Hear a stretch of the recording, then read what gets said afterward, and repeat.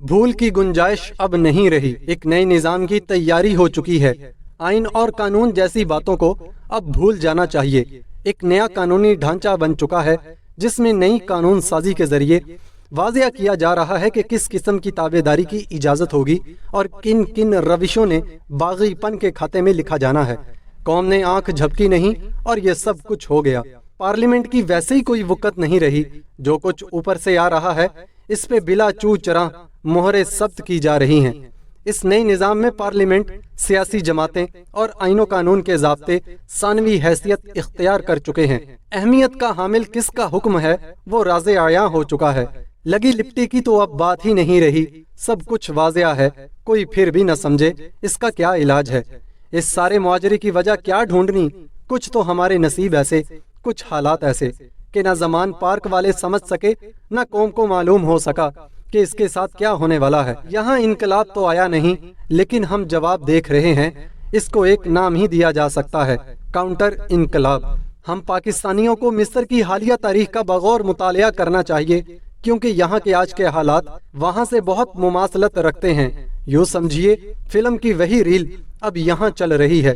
जो मिस्र के काउंटर इनकलाब में मारे गए वहाँ के हालात ना समझ सके, यहाँ के लोग भी सही तरह से हालात को ना भांप सके और इनकी कम समझी का खमियाजा अब कौम भुगत रही है। मौका से फायदा यहाँ खूब उठाया जा रहा है। नई कानून साजी को पढ़ लें तो सब कुछ समझ आ जाता है। जिन्होंने निज़ाम को अपनी मंशा के मुताबिक ढालना है उन्होंने ये काम तेजी से कर लिया है। जो दुम छल्ले इनके हाथ आए हैं इनके अपने छोटे छोटे मफाद हैं। फला मुकदमा, फला मनी लॉन्ड्रिंग का केस दुम छल्लों ने अपनी किताबें साफ करवा ली हैं और इन्हें चलाने वाले बड़े काम कर रहे हैं। ये पार्टनरशिप तो दो फरीक के लिए फायदा मंद है। अवाम की मंशा मिस्र में नहीं पूछी जाती, यहाँ किसने पूछनी है। अच्छा हुआ कि फैज साहब और हबीब जालब अपने वक्त में रहे और चले गए। जिंदा होते तो आज लिखते, जो अपने वक्त में लिख गए तो धर लिए जाते और जमानत बीना होती। अदालतों को भी हमने देख लिया है। पिछले जबर के अदवार में बाकायदा कानून साजी से आला अदलिया को ताइब किया जाता था। आज मुद्दा फार्मूला था कि एक प्रोविजनल आईनी ऑर्डर नाफिज किया और जज साहिबान पर लाजिम ठहराया कि अपने ओहदों का उन्होंने फिर से हलफ लेना है। नापसंदीदा जज साहिबान को अहदे वफा की दावत ही न दी जाती। लेकिन अब जैसा हम देख रहे हैं ऐसे तकल्लुफात की जरूरत महसूस नहीं की जा रही। जो करना है वो हो रहा है और कानूनी तकल्लुफात में कोई ज्यादा नहीं पड़ा जा रहा। यूं भी कह लीजिए कि ये एक नई हकीकत पसंदी है। मिस्र के दारुल हुकूमत काहिरा के अल तहरीर स्क्वायर में लोग जमा होते तो समझ बैठते कि वो इनकलाब ले आए हैं। इन्हें ढीली रस्सी दी जाती रही और फिर जब रियासती रोल आया तो इनकलाब के तमाम ख्वाब हवा में तहलील हो गए। हमारे अवाम मिस्र के अवाम से ज्यादा भूले निकले। अल तहरीर स्क्वायर में लाखों का मजमा होता। यहाँ जलसे मुनक्कद हुए, धुआंधार तकरीरें हुई। घरेलू खवातीन जो कभी जलसों में नहीं निकलती थी वो बाहर आईं और हम समझ बैठे कि सब कुछ बदल रहा है। अगले वक्त की ताक में थे। कुछ मौका हाथ आया, कुछ मौका बनाया गया और फिर जो रियासती रद्दे अमल आया इसने हर चीज को अपनी गिरफ्त में ले लिया। मिस्र में जो रियासती रद्दे अमल की जद में आए, अवामी पजीराई या मकबूलियत उनकी अब भी होगी, लेकिन इस मकबूलियत के इजहार की इजाजत किसने देनी है। यहाँ भी कुछ ऐसी ही सूरत हाल है जो ज़ेरे अताब आए हैं। इनके बारे में अब भी हुस्ने ज़न है कि अवामी मकबूलियत इनकी कायम है, लेकिन मकबूलियत के इजहार का मौका किसने देना है। अब सूरत हाल यहाँ तक पहुँच चुकी है कि जिन्हें ताकत का सर चश्मा समझा जाता है उन कौमी शोबों में अपनी एंट्री डाल रहे हैं जिसका पहले तसव्वुर नहीं किया जा सकता था। नई कानून साजी पढ़ लीजिए, तमाम शकूक दूर हो जाएंगे। मुत्तहिदा अरब अमारात, कतर और सऊदी अरब में कोई जमहूरियत नहीं, लेकिन तेल और मजबूत हुक्मरानी की वजह से वहाँ एक किस्म की खुशहाली है।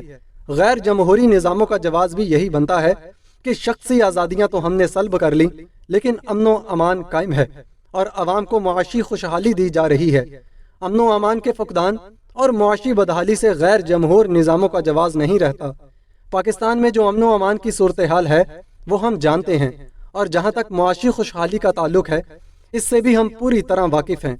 ऊपर से सियासी सूरत हाल ऐसी कि अवाम सोचने पर मजबूर हों कि हमारे साथ क्या हो रहा है। आप खुद ही फैसला फरमाएं कि आया ऐसा फार्मूला चल सकता है। हम बहुत तजुर्बात देख चुके हैं और इनकी बुनियाद पर कौम की ये राय बन चुकी है कि गैर जमहूरी निज़ामों ने इस मुमलिकत को बहुत नुकसान पहुँचाया है। ویسے بھی تو ہماری تاریخ سانحات سے بھری پڑی ہے، لیکن ہمارے ساتھ جو بڑے سانحے ہوئے وہ سارے کے سارے غیر جمہوری ادوار میں ہوئے۔